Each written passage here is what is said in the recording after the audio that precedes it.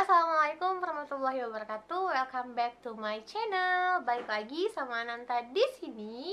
Dan di video kali ini aku mau sharing tentang cara mengatasi anak yang sedang sembelit. Aku mau disclaimer dulu bahwasanya aku bukan dokter, aku bukan perawat, aku bukan bidan ya. Aku bukan ahli dan tenaga kesehatan. Aku hanya seorang ibu rumah tangga biasa yang mengurus anak di rumah. Dan di sini aku buat video ini hanya tujuan untuk hanya memberikan informasi, kali aja ada di sini moms atau teman-teman yang butuh info ini. Oke, tanpa berlama-lama lagi langsung aja kita mulai videonya. Jadi kemarin itu anak aku sembelit gitu. Dia sembelit udah ada sekitar 5 hari. Anak aku usianya 10 bulan. Jadi sebenarnya anak aku itu lumayan agak banyak makannya. Dan untuk tekstur makanannya sendiri itu dia bukan lagi makanan yang disaring halus, bukan lagi pure, tapi udah ada bertekstur gitu ya. Dan setiap di menu MPASI-nya itu aku selalu menggunakan MPASI 4 bintang. Aku tahu dari mana sih gitu ya anak aku ini sembelit gitu kan. Dari ciri-cirinya yaitu dia buang air besarnya itu biasanya normalnya sehari ya, kalau dalam keadaan yang normal sehari itu 2 kali, bangun tidur di pagi hari dan sore hari. Nah, tetapi di 5 hari ini aku ngelihat frekuensi BAB-nya yang semakin lama itu semakin berkurang. Jadi kayak di hari pertama dia pupnya udah mulai keras gitu ya, walaupun tetap 2 kali pup gitu ya dalam sehari. Terus di hari kedua sekali pup gitu ya, udah gitu pupnya yang keluar itu dikit banget dan bulat dan agak keras. Aku langsung mikir, wah ini udah gejala sembelit nih. Dan dimulai dari hari ketiga sampai dengan hari keempat gitu ya, dia mulai kayak ngerasa gelisah setiap kali ada rasa kontraksi di perutnya, kontraksi untuk mengejan pupnya gitu. Dia udah mulai kayak nangis-nangis, rewel gitu ya. Dan di situ juga ya pas tahu nih di hari pertama itu pupnya udah lumayan agak sedikit keras gitu kan, aku langsung kasihin bayi aku tuh, anak aku pepaya gitu ya, pepaya. Kemudian aku banyakin air putih, tapi nggak yang terlalu banyak, sesuai dengan kadar kebutuhan cairan yang dibutuhin oleh anak usia 10 bulan aku berikan. Dan ternyata nggak ngefek gitu. Dan aku ngerasa kayak, waduh, kalau misalkan dikasih makan terus tapi yang keluar pupnya dikit, takutnya malah nanti makin parah sembelitnya gitu ya. Dan nggak mungkin dong nggak dikasih makan, karena kan dia udah makan gitu ya sehari 3 kali. Kalau nggak dikasih makan ya takutnya nanti dia sakit dan malah jadi masuk angin kayak gitu kan. Jadi tetap porsi makannya aku kasih. Dan makin lama dia makin rewel karena memang pupnya itu bener-bener keras dan dia mengejan tuh agak susah gitu ya. Setiap kali rasa ingin pupnya datang, dia selalu kayak keringatan setiap kali ngeden. Nanti ngeden banget, yang keluar ternyata cuma seujung jari ini loh, tuh seujung jari ini yang keluar. Dan aku ngerasa kayak kasihan banget dong gitu anak aku. Dan setiap kali dia mengejan dan nangis kayak gitu, aku langsung peluk, aku langsung gendong, aku langsung dudukin di pangkuan aku. Nggak apa-apa ya nak, ngejan aja dulu, ngeden aja dulu ya, mama bantu ya. Aku selalu kayak gituin ke anak aku. Dan mulai dong, pada saat itu aku langsung searching, googling. Dan aku di sini belum ke dokter ya, karena memang setelah aku baca-baca gitu ya dan nonton juga di YouTube, ini adalah kasus yang memang sering terjadi sama anak-anak. Dan ini maksudnya belum, anak aku juga aku lihat yang belum terlalu parah banget kayak gitu kan. Jadi setelah aku dapat informasi ada yang dibilang kasih air putih, ya tentu aku kasih air putih ke anak aku.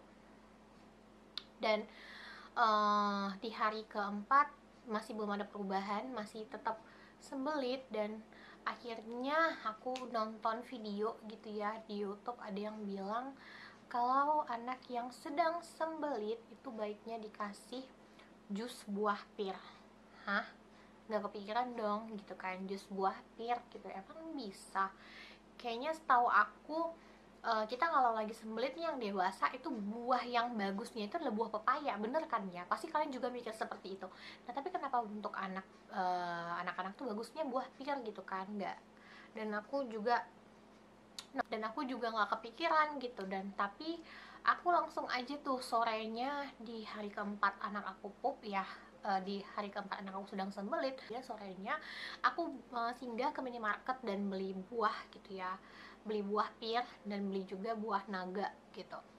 Nah, di malamnya setelah anak aku makan ya, dan dia juga belum ada indikasi mau pup gitu ya, aku setelah makan aku kasih buah aja sebagai snacknya gitu ya. Itu buah naga dulu yang ingat banget, yang pertama aku kasih gitu ya, buah naga dulu, karena aku memang masih belum yakin bahwasanya kalau buah pir ini bakalan ngefek gitu kan. Jadi aku kasih buah naga, aku ancur-ancurin ya, jadi kayak pokoknya teksturnya agak sedikit lembut gitulah ya, buah naga kan gampang banget dihancurin ya.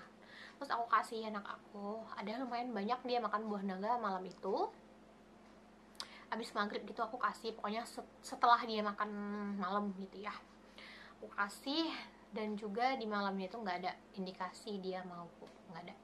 Nah, masuk nih hari kelima. Hari kelima itu sebenarnya hari ini teman-teman. Jadi paginya anak aku itu ngeden-ngeden, rewel, nangis juga, dan akhirnya dia pup. Aku seneng dong pas dia ngelihat pup. Tapi ternyata balik lagi pupnya tuh keras banget dan ukurannya cuma segini. Ya aku ngerasa kayak aduh masih belum berhasil nih dari buah naga berarti gitu kan.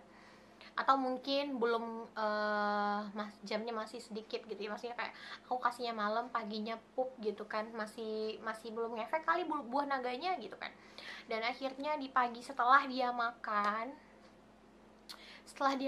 aku kasih jus buah pir itu. Bismillah aja dia pokoknya aku jus. Jadi aku ngejusnya kayak satu buah pir aku kupas kulitnya, terus aku potong-potong kecil-kecil, masukin ke blender, terus masukin sekitar 150 ml air putih aku masukin, dan kemudian aku blender. Habis aku blender tuh kan ada kayak ampas-ampas kasar dari si buah pirnya itu aku saring ya, saring di saringan gitu ya, saringan. Dan kemudian dapatlah tuh satu wadah gitu kan, ukuran segini nih, di gelas gitu kan, jus buah pirnya. Dan itu aku masukin, dan itu aku kasih anak aku kasih pagi setelah makan, aku kasih buah jus buah pirnya. Terus juga terus pas aku kasih nggak ada, pas aku kasih dia bobo siang tuh, bobo siangnya 3 jam, dan belum ada juga tuh di siangnya indikasi dia mau pup. Oke, masuk ke jadwal makan siang. Aku udah mulai was-was dong ya, ini kalau makanan terus masuk tapi uh, pengeluaran dari pupnya itu sedikit gitu ya, apakah ini nggak malah makin berat nanti kinerja ususnya? Aku mikirnya ke situ gitu kan, aku sempat khawatir juga gitu. Dan akhirnya aku mutusin untuk menyaring aja tekstur dari makanan anak aku ini, lebih ke jadi aku buat lagi pure buburnya.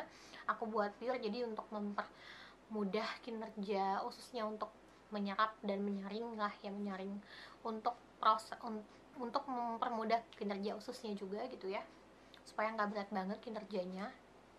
Aku turunin tingkat kepadatan makanan anakku, dan di situ jumlahnya aku juga kurangin kayak gitu.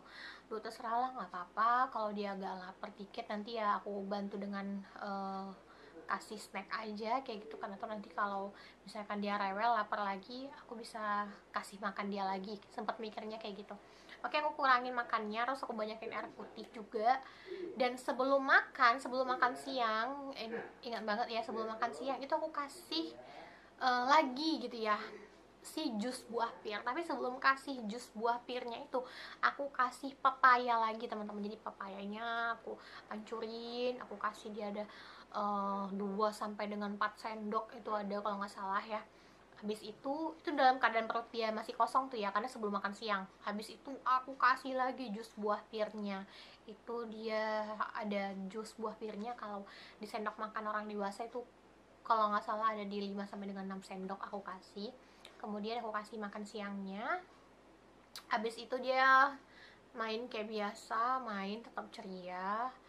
Dan di jam setengah tiga dia pada saat main di tempat tidur aku lihat ngeden, dan itu sampai keringatan teman-teman, sampai keringatan. tapi nggak nangis, alhamdulillah nggak nangis yang kayak di hari sebelumnya. Dan ternyata pas aku lihat di apartemennya dia udah muncul pup yang keras. Terus aku mikir, waduh ini ya kasian banget lah, anak aku nih pupnya keras lagi kayak gitu kan. Itu segini muncul keras lagi. Oke, aku masih biarin, aku tutup dulu. Terus aku pijet-pijet perutnya searah jarum jam secara halus, pijatnya anak-anak halus aja. Sama kaki anakku itu kayak ngedayung sepeda gitu loh. Nah, jadi untuk menstimulus kinerja usus, ya kan. Dan gak lama setelah aku gituin, anak aku ngeden-ngeden lagi, ngedennya agak kenceng. Dan ternyata setelah dia ngeden-ngeden itu, yang sampai keringatan, dia main lagi tuh masih aku biarin gitu ya. Kemudian 5 menit lagi setelah itu dia udah kayak ngeden yang kayak biasa aja gitu. Aku sih mikirnya, takutnya nih lagi gak keluar lagi nih pupnya, cuma yang keras tadi aja tuh gitu kan. Dan ternyata pas dia udah main kayak biasa santai setelah ngeden-ngeden gitu ya, aku lihat, nah ayo kita bersihin dulu yuk gitu kan. Aku bersihin dan buka langsung pampersnya. Ya ampun, alhamdulillah itu banyak banget pupnya yang keluar. Jadi awalnya tadi kan masih ngegantung tuh yang kecil segini yang keras ya. Setelah keluar yang keras, keluarlah pup-pup dia yang lembut. Dan itu pupnya warnanya merah dan ada biji-biji naga, biji-biji buah naga. Dan aku rasa kayak, wah ternyata buah naga yang aku kasih malam itu tuh, malam tadi tuh pengaruh banget. Pengaruhnya di siang ini. Berarti aku kasih dia itu di jam 8 malam, dan baru keluar itu pup buah naganya di jam setengah 3 sore, which is itu kurang lebih ada 18 jam setelah aku kasih buah naga. Dan aku kasih jus buah pirnya di hari kelima, tepat hari anak aku udah mulai pupnya normal kembali ya. Aku ngerasa sih juga ini kayaknya pasti ada efek dari si buah pirnya itu. Yakin gak yakin, tapi memang deh ini mungkin dari buah pirnya itu juga gitu kan. Karena aku berusaha banget untuk ngasih tambahan serat ke anak aku. Dan alhamdulillah pupnya sekarang sudah normal. Dan pelajarannya dari sini adalah, kalau yang dari aku lihat di YouTube, dari yang aku baca juga, tidak ada spesifik makanan apapun yang kita berikan kepada bayi yang bisa menyebabkan anak sembelit. Itu nggak ada sama sekali. Yang penting adalah kalau misalkan kita mau menghindari resiko sembelit adalah memberikan asupan cairan yang cukup kepada anak kita. Nah, aku ngerasa banget ya, aku kayak habis kasih Alicia makan itu, dia udah minum tuh, udah makan baru minum gitu kan. Nah ternyata mungkin aku ada ngasih dia air putihnya kurang kayak gitu, karena aku sempat searching kemarin itu dan sempat dikasih tahu juga sama keluarga bahwasanya anak di bawah umur 1 tahun nggak boleh dikasih air putih yang berlebihan, karena ada yang namanya keracunan air putih gitu kan. Jadi bener-bener harus kasih air putih, itu udah batasannya. Makanya aku mengurangi air putih setelah dia makan. Nah ternyata baiknya dikasih air putih, dan dokter bilang untuk berat badan anak yang 10 kilo, anak aku kan 10 kilo gitu ya, itu kecukupan cairan yang harus kita kasih, yang kita berikan itu 1 liter per hari. Termasuk itu mungkin udah di situ dia minum ASI dan di situ dia minum air putih gitu. Oh berarti mungkin aku yang kurang memberikan asupan air putih sama anak aku, karena aku pikir oh ASI aja cukup gitu, karena anak aku kan masih di bawah setahun. Ternyata